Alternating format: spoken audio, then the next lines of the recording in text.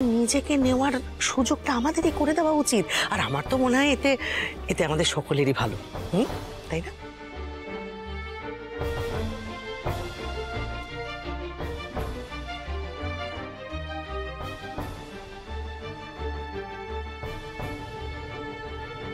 আপনার শাশুড়ি সবেতে এত ব্যাঘ্রদান কেন? কারণ ওইটাই ওনার কাজ, তাই। ডালি অন্ত ওনার প্রাণ। যবে থেকে ডালি এই বাড়িতে পা রেখেছে তবে থেকে নিজের বউয়ের থেকে ডালি ওনার কাছে অনেক বেশি প্রিয়।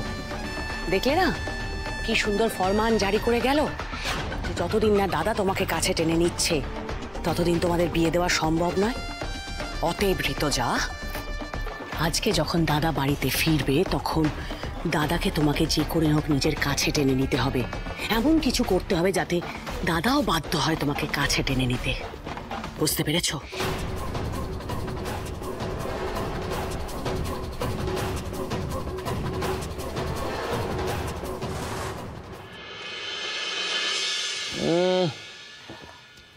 দেরি হয়ে গেল। আপনার সাথে কথা বলতে বলতে কখন যে টাইম কেটে গেল বুঝতেই পারলাম না। আমাকেও বাড়ি যেতে হবে এবার। ইফ ইউ ডোন্ট মাইন্ড, আমি কি ড্রপ করে দিতে পারি আপনাকে? না না, তার দরকার নেই, আমি চলে যেতে পারবো। না না না, আমি কিছুতেই বুঝে উঠতে পারছি না। সবকিছু তো আপনার না না, পারবো না, হবে না, কেন আমি বুঝতে পারি না। আপনি ভাবুন তো, আমাকে দেখার জন্য আপনি হসপিটাল অবধি দৌড়ে গেছেন, আর একদিন আমি আপনাকে আপনার বাড়ি অবধি আমার গাড়ি করে পৌঁছে দেবো, তাতে আপনি রাজি হচ্ছেন না? মানে আমাকে কি বিশ্বাস করতে পারছেন না? আপনি কি পৃথিবীর কাউকে বিশ্বাস করতে পারেন না? হ্যাঁ, ঠিক আছে, যেতে হবে না, যেতে হবে না আমার সাথে। চললাম, আমি চললাম। ও হ্যাঁ, নতুন মাস শুরু হয়ে গেছে। কালকে থেকে আপনি চাকরিতে জয়েন করবেন। শার্প বাই 1 PM আমার বাড়িতে পৌঁছে যাবেন, দেরি হয় না যেন। Mind it.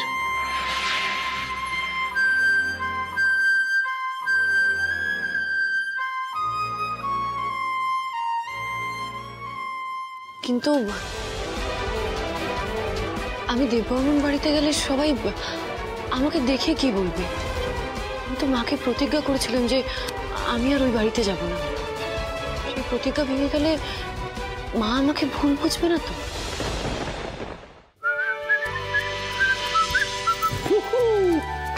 Long day. ক্লান্ত লাগছে?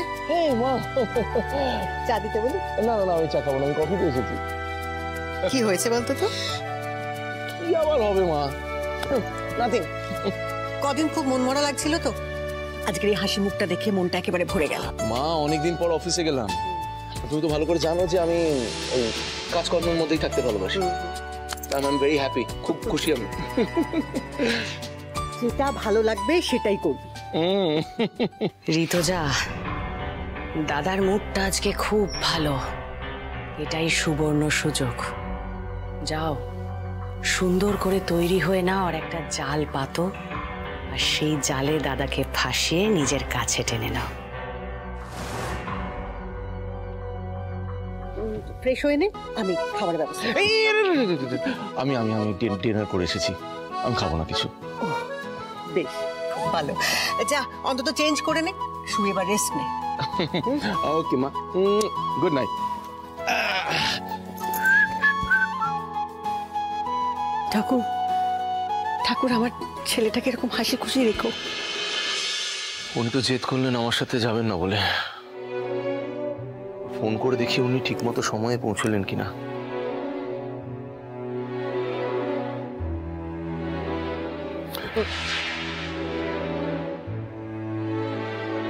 ঋতুজা,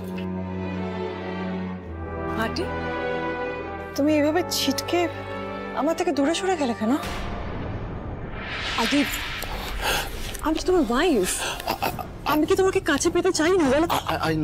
আই নো ঋতুজা, আমি জানি তোমার সেই অধিকারটা আছে, কিন্তু ঋতুজা আমি এখনো পুরো ব্যাপারটা নিয়ে ধাতস্থ হয়ে উঠতে পারিনি। Rituja, if you don't mind, আমার আরেকটু সময় দরকার। আদি, আর কত সময় দরকার তোমার? আর কতদিন বলতে পারো এভাবে আমরা হাজব্যান্ড ওয়াইফ হয়েও আলাদা থাকবো? আর কেনই বা থাকবো আন্টি? ঋতুজা, আমি সত্যি চাই তোমার সাথে থাকতে, বিশ্বাস করো। আর আমি তো কোথাও পালিয়ে যাচ্ছি না, আসলে আমি একটু অ্যাক্সিডেন্টের ধাক্কাটা সামনে নিতে চাই। বেশ, তোমার জন্য আমি এটুকু করতেই পারি। Take your time. Thank you, thank you so much. এই ঋতুজ, জানো একটা খুব ইন্টারেস্টিং ঘটনা আজকে ঘটেছে। একটি মেয়ের সাথে আলাপ হলো, মেয়েটি অলরেডি জানে যে আমি কফির ওপর কফির গুঁড়ো ছড়িয়ে খাই।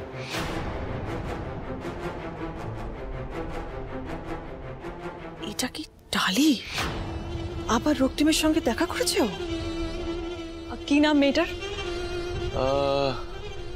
এই রে, নামটা কি জানি ছিল, নাম নাম নাম নাম প্রতীক্ষা। এই জানো, এই আমার না এক্স এমপ্লয় ছিল, মানে আমাদের কোম্পানির এক্স এমপ্লয় ছিল। আমি ওকে বললাম কালকেই আমাদের বাড়িতে চলে আসতে, আমার পিএ হিসাবে জয়েন করবে, আমাদের সাথেই থাকবে এখানে, আমার কাজে কর্মে হেল্প করবে। ব্যাস, আমার পক্ষে এই রোজ রোজ অফিসে যাওয়ার ধকল এক্ষুনি আমি নিতে পারবো না। সে ঠিক আছে, সমস্যা নেই। তবে এই কাজের কথাবার্তা ছাড়াও আমাদের কিন্তু একলা সময় কাটানো উচিত। ইয়েস, অ্যাবসলিউটলি উচিত তো। হ্যাঁ, কিন্তু এখন অনেক রাত হয়ে গেছে, ওকে? তাই ঘুমোতে যেতে হবে। এবং ইস্যু তোমার ওয়েট করছে।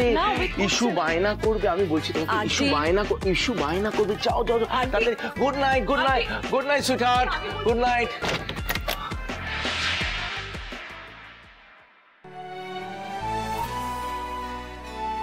ঋতুজা কাছে এলে সবসময় আমি কেন অস্বস্তি ফিল করি? কেন ওকে কোনো মনের কথা বলতে পারি না? দ্বিধা হয়।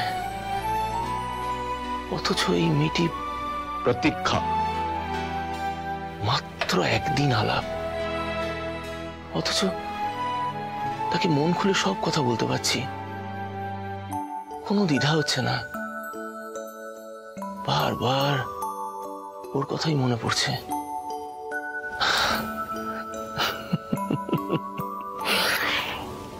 কি জানি, আমারই হয়তো মনের ভুল, বাড়াবাড়ি ভাবছি।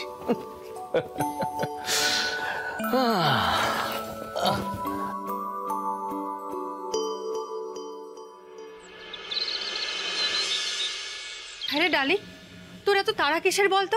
নিজের টিফিনটাও মনে করে আনবি না? হ্যাঁ, এত দৌড়াদৌড়ি করে কাজ করলে হবে? নিজের শরীরটার তো খেয়াল রাখতে হবে নাকি? খেয়াল রাখছি মা, আমি সব সময় খেয়াল রাখছি। তবে আজ একটু তাড়াতাড়ি বেরিয়ে পড়লাম, কারণ আজ আমার জীবনের একটা বিশেষ গুরুত্বপূর্ণ দিন। গুরুত্বপূর্ণ দিন কেন? ভালো বাবা, আমি একটা নতুন চাকরি পেয়েছি। হ্যাঁ, বাহ, কি চাকরি? দেববর্মন ফার্মাসিউটিক্যালসের কর্ণধার রক্তিম দেববর্মনের পার্সোনাল অ্যাসিস্ট্যান্টের আজকেই জয়েনিং। ডালি, কি বলছিস তুই? রক্তিম তো ভালো বাবা, রক্তিম বাবুর আমার কথা মনে নেই, আর ওনার